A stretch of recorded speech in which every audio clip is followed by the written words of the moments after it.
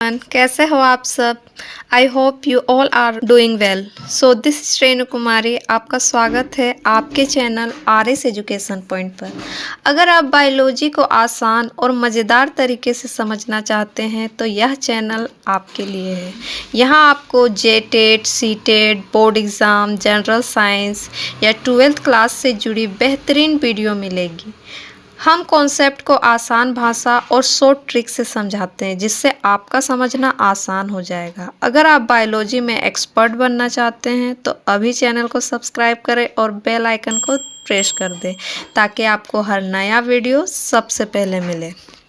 तो प्लीज़ आप सबसे मेरी हम्बली रिक्वेस्ट है कि मेरे चैनल को सब्सक्राइब करें और मुझे मोटिवेशन दें जिससे कि मैं आपके सामने बढ़िया से बढ़िया कंटेंट ला सकूं। तो चलिए अब बिना देर किए हुए इस सेशन की शुरुआत करते हैं। में हम लोग सेकेंड यूनिट की कंटेंट क्लास को स्टार्ट करेंगे जिसका टॉपिक है हमारा न्यूट्रिशन। तो प्रीवियस क्लास में हम लोगों ने फूड एंड न्यूट्रिएंट्स को कम्प्लीटली कवर करा था। उससे रिलेटेड सम एमसीक्यूज़ की भी क्वेश्चंस मैंने आप लोगों से प्रैक्टिस करवाई थी। तो आप किसी भी गवर्नमेंट एग्ज़ाम्स को टारगेट कर रहे हो तो ये कंटेंट की क्लास आपके लिए है। Let's start the session. तो जुड़े रहिए और वीडियो में लास्ट तक बने रहिए जिससे कि आपके कॉन्सेप्ट क्लियर हो सके। तो आज का हमारा टॉपिक है न्यूट्रिशन यानी कि पोषण। तो न्यूट्रिशन, सबसे पहले बात आती है कि न्यूट्रिशन क्या है, व्हाट इज़ द न्यूट्रिशन। तो आइए इनके हम डेफिनेशन को देखते हैं। तो भोजन को प्राप्त करना तथा प्राप्त भोजन से ऊर्जा निकाल उसे शरीर की विभिन्न प्रक्रियाओं में उपयोग करने की विधि को हम पोषण कहते हैं। ठीक है, शरीर से क्या, हमारे भोजन से हमें क्या प्राप्त होता है, एनर्जी प्राप्त होता है और उस एनर्जी का उपयोग हम अपने बॉडी के अंतर्गत डिफरेंट एक्टिविटीज़ हो रही हुई होती है उनमें हम यूटिलाइज करते हैं, तो वो हमारा न्यूट्रिशन कहलाता है। तो अब हम इस टर्म को इंग्लिश में भी देख लेते हैं। तो the process of obtaining food and utilising it for various body process is called nutrition। Simple से आप अपने माइंड में रखोगे फ्रेंड्स कि आपके बॉडी के अंदर जितने भी प्रोसेस हो रही है, लाइक चलना फिरना, बोलना, सोना, खेलना इत्यादि, कोई भी वर्क कर रहे हैं तो इन सभी कार्यों में आपको एनर्जी की रिक्वायरमेंट होती है। तो हमने इससे पहले जो चैप्टर पढ़ा था वो था हमारा फूड एंड न्यूट्रिएंट्स। तो उसके अंतर्गत हमने न्यूट्रिएंट्स को पढ़ा था जिसमें कार्बोहाइड्रेट, फैट, प्रोटीन, इन सभी चीज़ों को हमने एनर्जी प्रोवाइडिंग न्यूट्रिएंट्स कहा था और इन चीज़ों से हमने एनर्जी को निकाला था। तो उसी एनर्जी का यूज़ हम डिफरेंट एक्टिविटीज़ में करते हैं। हमारे बॉडी में जो डिफरेंट एक्टिविटीज़ हो रही हुई होती है उनमें हम करते हैं, तो उसे ही हम क्या कहते हैं, न्यूट्रिशन कहते हैं। ठीक है, तो ये सभी बातें थी हमारे न्यूट्रिएंट्स के डेफिनेशन के बारे में। तो भोजन को प्राप्त करना और उस भोजन से ऊर्जा को निकालकर शरीर के विभिन्न प्रक्रियाओं में उसका उपयोग करने की विधि को हम पोषण कहते हैं। तो आई होप यहाँ तक की बातें आप लोगों ने समझ ली होंगी। अब हमें नेक्स्ट बात करें तो हमारे न्यूट्रिएंट्स के कितने टाइप्स हो जाते हैं फ्रेंड्स। तो अब हम बात करेंगे न्यूट्रिएंट्स के टाइप के बारे में। न्यूट्रिएंट्स के हमारे मेनली 2 टाइप्स हो जाते हैं फ्रेंड्स। ठीक है, हमारे पोषण के प्रकार जो होते हैं वो 2 टाइप्स के होते हैं। पहला हमारा होता है ऑटोट्रोपिक न्यूट्रिशन और सेकंड हमारा होता है हेटरोट्रोपिक न्यूट्रिएंट्स। ऑटोट्रोपिक न्यूट्रिशन को हम लोग स्वपोषी पोषण कहते हैं और हेटरोट्रोपिक न्यूट्रिशन को हम लोग परपोषी पोषण कहते हैं। तो आइए अब हम इन पॉइंट्स को स्टेप बाय स्टेप डिस्कस करते हैं। तो I am going to ask you what is autotrophic nutrition, कि ऑटोट्रोपिक न्यूट्रिशन क्या होता है। ठीक है, तो हम ऑटोट्रोपिक न्यूट्रिशन के बारे में सबसे पहले बात करते हैं फ्रेंड्स। तो ऑटोट्रोपिक न्यूट्रिशन में आपको नाम से ही पता चल गया होगा, ऑटोट्रोपिक न्यूट्रिशन यानी कि स्वपोषी पोषण। तो स्वपोषी में होता है, स्व का अर्थ होता है स्वयं और पोषी का अर्थ होता है पोषण, ठीक है। तो वह प्रक्रिया, पोषण की वह प्रक्रिया जिसमें जीव अपना भोजन स्वयं बनाता है, वो हमारा क्या कहलाता है? स्वपोषी पोषण कहलाता है। The type of nutrition in which organism prepare their own food is called autotrophic nutrition. तो ये हमारी बातें थी फ्रेंड्स ऑटोट्रोपिक न्यूट्रिशन के बारे में, कि वह पोषण की वह विधि या वह प्रोसेस जिसमें जीव अपना भोजन स्वयं बनाता है। तो मैं आपसे पूछूं कि अगर इसके एग्जाम्पल के बारे में मैं आपसे पूछूं कि क्या पौधों के अलावा क्या कोई ऑर्गेनिज्म है जो अपना फूड स्वयं बनाता है? तो मैंने जब स्वपोषी टर्म को आप लोगों को बताया तो सबसे पहले आप लोगों के माइंड में ये क्लिक किया होगा कि प्लांट्स, ठीक है। स्वपोषी की जब भी बात आती है फ्रेंड्स तो आप लोगों के माइंड में यह क्लिक करता है प्लांट, सबसे पहला जो क्लिक करता है वो होता है प्लांट्स, क्योंकि हम लोग शुरू से ही पढ़ते आ रहे हैं कि पौधे जो है वो अपना भोजन स्वयं बनाते हैं, ठीक है। तो प्लांट्स अपना फूड खुद प्रिपेयर करते हैं, इसीलिए प्लांट्स को हम क्या कहते हैं? प्लांट्स को हम कहते हैं प्रोड्यूसर, ठीक है, यानी कि उत्पादक कहा जाता है प्रोड्यूसर को।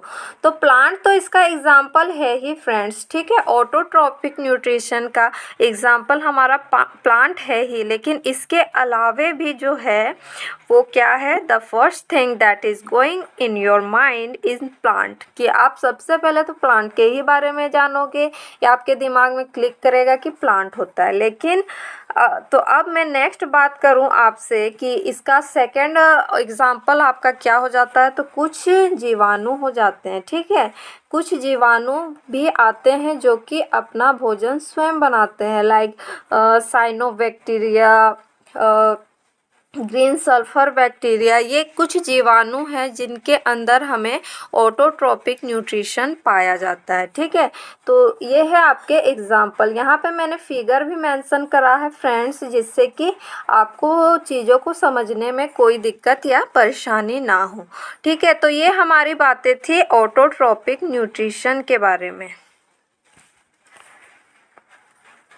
अब जो सबसे इम्पोर्टेंट जो आपका एग्जाम्पल हो जाता है फ्रेंड्स बैक्टीरिया के अंतर्गत, जो कि आपके एग्ज़ाम्स में आप लोगों से पूछ लिए जाते हैं या फिर क्वेश्चंस बना दिए जाते हैं, तो वो है हमारा हरित सल्फर जीवाणु, ठीक है। हमारा क्या है? हरित सल्फर जीवाणु। तो यहाँ पे सल्फर के स्पेलिंग में थोड़ा मिस्टेक हो गया फ्रेंड्स, इसको सुधार लेंगे, SULPHER होगा सल्फर का स्पेलिंग।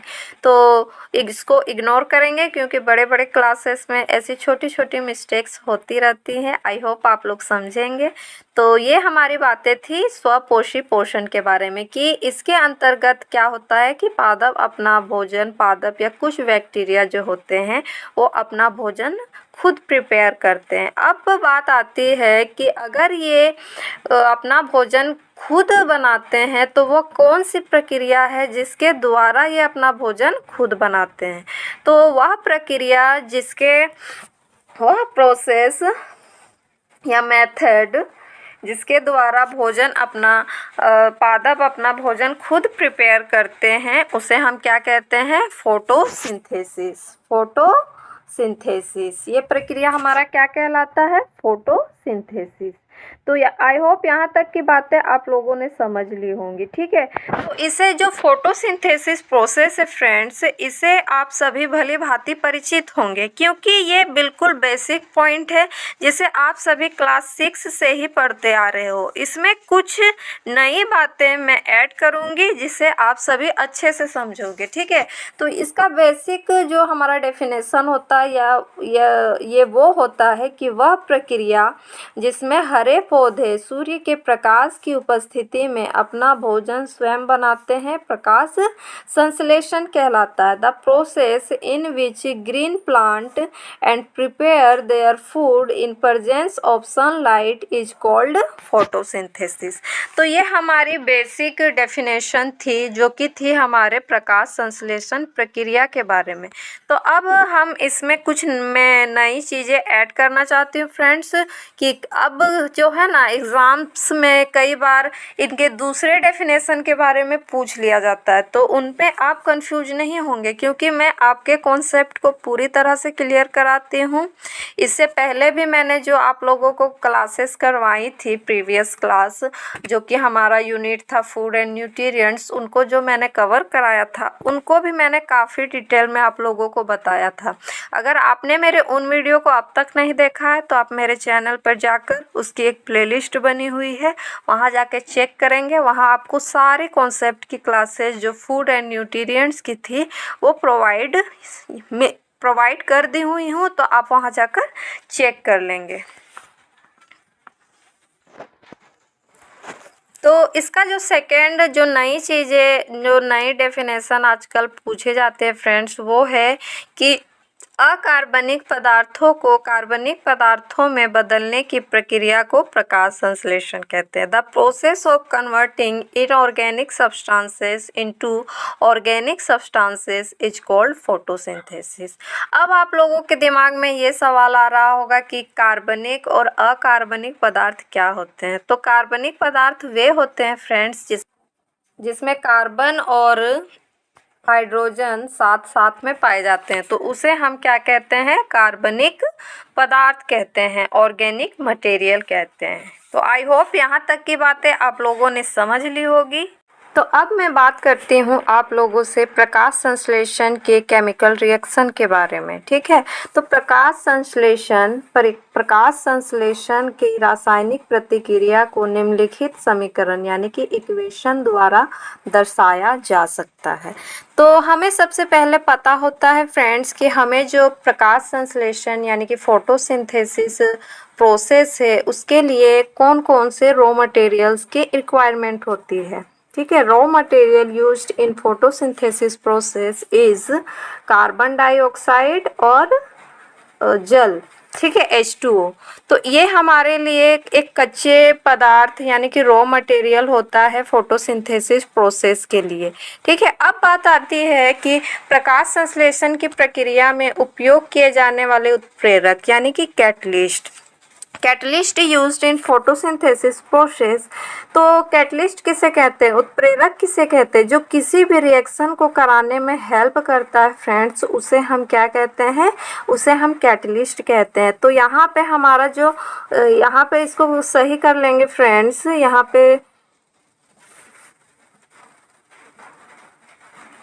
पे लाइट एनर्जी नहीं, यहाँ पे नहीं होगी, बल्कि यहाँ पे होगी हमारी सनलाइट, ठीक है, सनलाइट। क्लोरोफिल और सनलाइट की उपस्थिति में जो होता है ये फोटोसिंथेसिस प्रक्रिया हमारा कंप्लीट होता है, ठीक है। तो कंप्लीट होता है यहाँ पे। तो अब हम लोगों ने आप लोगों को याद होगा फ्रेंड्स कि अभी मैंने आप लोगों से बात करी कि आजकल जो सबसे ज़्यादा पूछा जा रहा है डेफिनेशन फोटोसिंथेसिस के बारे में, तो वो है क्या कि अकार्बनिक पदार्थों को कार्बनिक पदार्थों में बदलने की प्रक्रिया को फोटोसिंथेसिस कहते हैं।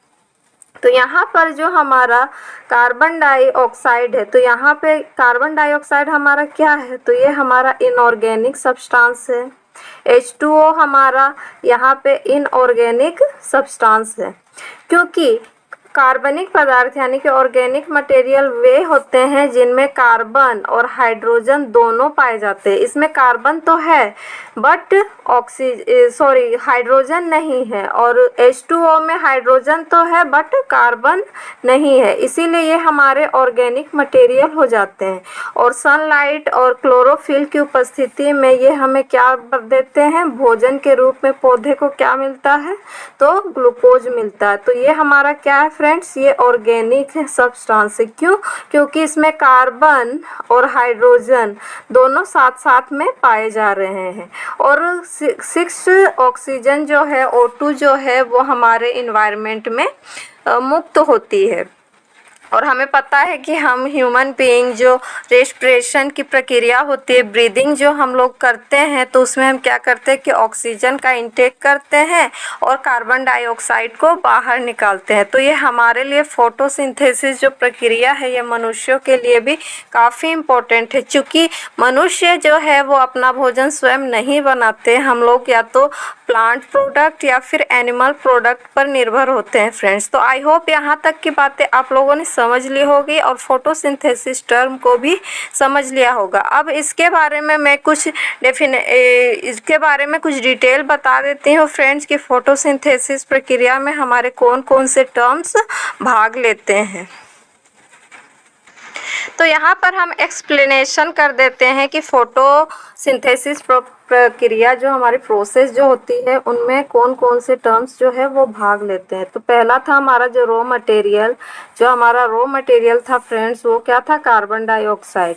तो it is absorbed from the atmosphere, या हमें वायुमंडल से अवशोषित की जाती है। प्लांट्स क्या करते हैं कि कार्बन डाइऑक्साइड को अपने वायुमंडल से एब्जॉर्ब करते हैं। वाटर, जल। और दूसरा रॉ मटेरियल जो है हमारा वो है वाटर। तो it is absorbed by root from the soil. आप लोगों को पता है कि फ्रेंड्स हम लोग घर में भी या कहीं भी आसपास में जो हमारे प्लांट्स वगैरह होते हैं, ट्रीज वगैरह होते हैं, तो वहाँ पे हम लोग पानी डालते हैं, उनकी जड़ों में पानी डालते हैं। तो पौधों को अपने जड़ों से पानी की प्राप्ति होती है। यह मिट्टी से जड़ों द्वारा लिया जाता है। थर्ड है जो हमारा वो है लाइट एनर्जी, जो कि क्या करता है? एक कैटलिस्ट का काम करता है। क्या करता है? कैटलिस्ट का काम करता है फोटोसिंथेसिस प्रोसेस में। तो it is obtained from sunlight. Light energy जो है वो हमें, प्रकाश ऊर्जा जो हमें है वो कहाँ से प्राप्त होती है? तो सूर्य के प्रकाश से प्राप्त होती है। तो ये है हमारा इसका सोर्स, जो कि है हमारे सनलाइट, लाइट एनर्जी के लिए। नेक्स्ट है हमारा क्लोरोफिल को हिंदी में पर्णहरित भी कहते हैं फ्रेंड्स। तो ये हमें the green pigment in leaves that capture light. जो क्लोरोफिल जो होते हैं ये पत्तियों में पाए जाने वाला एक हरा रंग द्रव्य है जो प्रकाश ऊर्जा को क्या करता है? एब्जॉर्ब करता है। तो लाइट एनर्जी और क्लोरोफिल जो है वो फोटोसिंथेसिस प्रोसेस में एज ए कैटलिस्ट के रूप में कार्य करता है, और प्रोडक्ट के रूप में बाय प्रोडक्ट जो है वो हमें क्या मिलता है? ग्लूकोज मिलता है। It is the food produced by the plant. यह पौधों द्वारा उत्पादित भोजन होता है। ठीक है, पादप जो है वो भोजन के रूप में ग्लूकोज को ही बनाते हैं। अब हमारा लास्ट में जो प्रोडक्ट मिलता है फ्रेंड्स वो होता है ऑक्सीजन। ठीक है, ऑक्सीजन। तो ऑक्सीजन जो है it is released into the atmosphere as a by product. जब फोटोसिंथेसिस प्रोसेस जो होता है वो कार्बन डाइऑक्साइड और H2O की उपस्थिति में, जल और वाटर का जो सनलाइट और क्लोरोफिल की उपस्थिति में जो हम रिएक्शन होता है फ्रेंड्स, तो उसमें बाय प्रोडक्ट हमें ऑक्सीजन भी प्राप्त होता है। और ह्यूमन बीइंग जो है वो श्वसन की प्रक्रिया में हमारा क्या होता है कि ऑक्सीजन का ही इनटेक करते हैं। तो this is how plant convert light energy into chemical energy through photosynthesis प्रक्रिया, फोटोसिंथेसिस प्रोसेस। इस प्रकार पौधे प्रकाश संश्लेषण के माध्यम से प्रकाश ऊर्जा को रासायनिक ऊर्जा में तब्दील कर देते हैं। ठीक है, तो यहाँ तक की बातें आई होप आप लोगों ने समझ ली होंगी फ्रेंड्स। तो आज का ये सेशन आपको अच्छा लगा होगा तो प्लीज़ मेरे चैनल को लाइक करेंगे, शेयर करेंगे, और मेरे चैनल को अब तक सब्सक्राइब नहीं किया है तो मेरे चैनल को सब्सक्राइब करेंगे, जिससे कि मेरे वीडियो के आने वाली नोटिफिकेशन आप तक पहुँच सके, सबसे पहले पहुंच सके। तो तब तक के लिए अपना ख्याल रखेंगे, सुरक्षित रहेंगे। मिलती हूँ आपसे नेक्स्ट वीडियो में नेक्स्ट कंटेंट के साथ। तब तक के लिए bye bye, take care, love you all.